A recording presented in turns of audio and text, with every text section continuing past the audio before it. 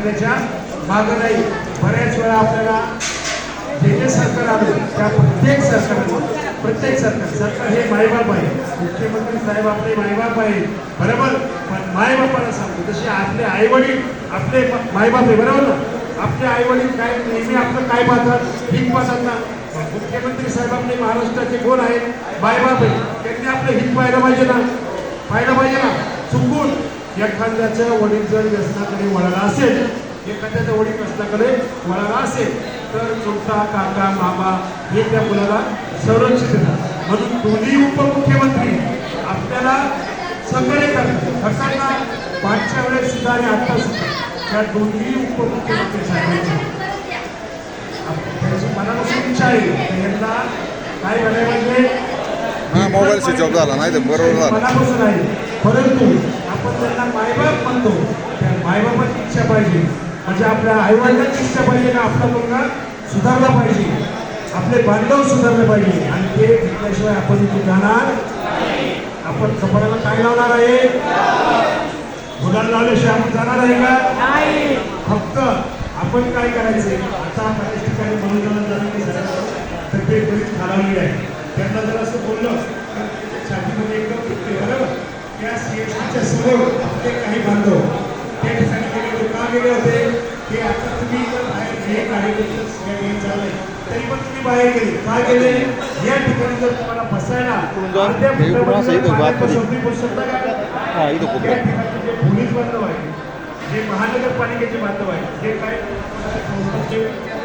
त्यांच्याबरोबर चर्चा झाली आपल्या समन्वय होती, त्यांना सांगितलं. त्याच्यानंतर त्यांनी ती सोय केली.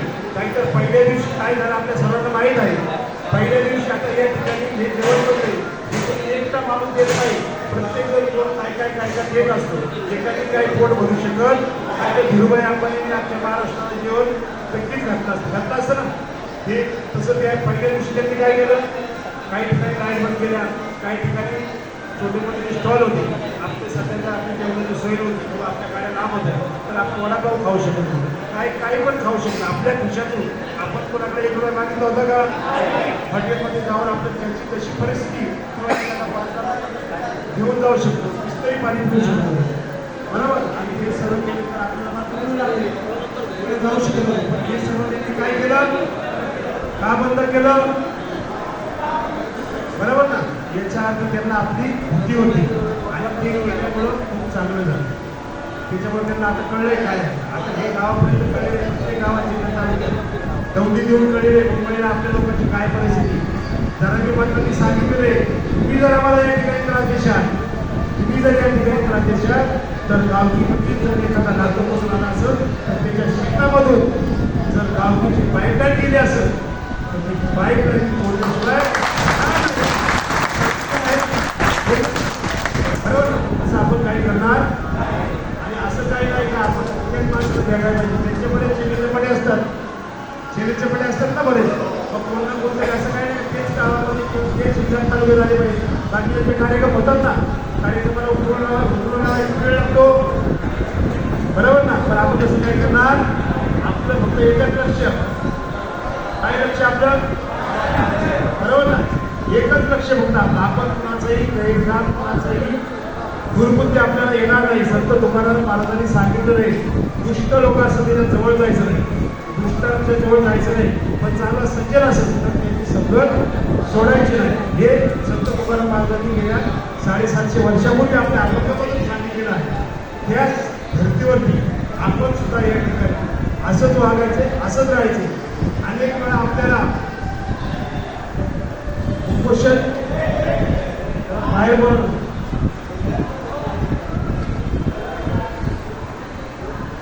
घोषणा नाही का तुला, एक मराठा आवाज सगळ्या बाजून आला पाहिजे.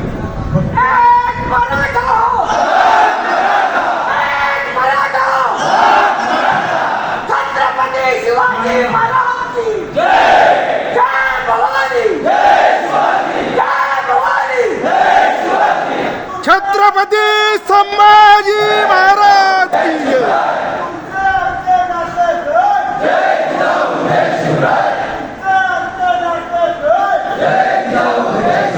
धन्यवाद.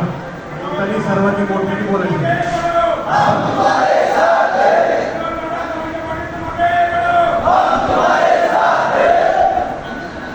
धन्यवाद. अशाच घोषणा मध्ये मध्ये देऊन बोलून जावा. जर कोणाला झोप आली तर मला सांगा. बरोबर आले ना? हो ताई, बरोबर. आहे का? मी तुम्हाला दृष्टांत सांगण्याचा सर्वात पहिले